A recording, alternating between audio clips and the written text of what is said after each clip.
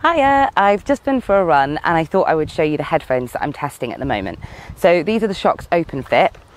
They're kind of the first earbud equivalent from Shokz. So other Shokz products like the Open Run go all the way around the back of your head, whereas these are two separate pieces. They look like this. I'll just show you how easily they fit in.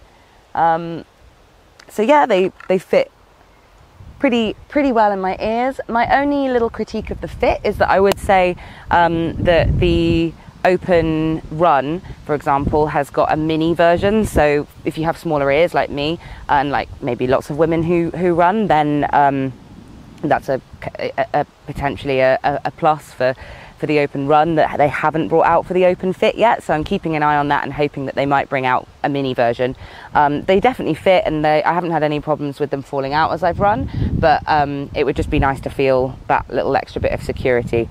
They do feel slightly big for my ears, but on the whole, because of the arm that goes around the back of the ear, they fit well and they stay secure as you run.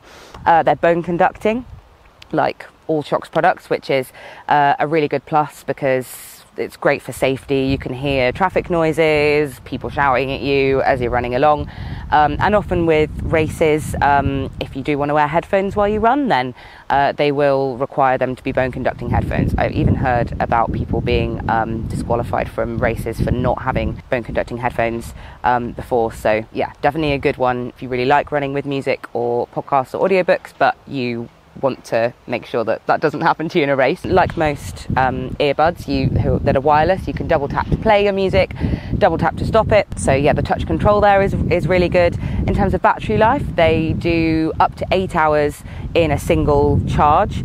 Pretty fast charging as well, I would say. Because they've got the case, which is obviously slightly different to other Shokz products, they can last you up to 28 hours. So if you were doing an ultra run or something, then they'd be a good thing to bring, and you could charge the case up before you went and you'd get up to 28 hours of life, which is really good. They're £179, which I believe is the most expensive Shokz product at the moment, so they are a bit pricey. I would say sound quality wise as well, I've been really impressed. So I haven't really tried very many bone conducting headphones. I'm used to having like in-ear buds. I've been pretty blown away by how impressive the sound quality is, while still being able to hear background noise and be aware of my surroundings while I'm running. So music-wise, I'd say really good. Bass is quite strong in them, as you might expect from bone conducting stuff. Spoken stuff like podcasts and audiobooks, maybe a little bit more difficult to hear than your typical in-ear headphones, but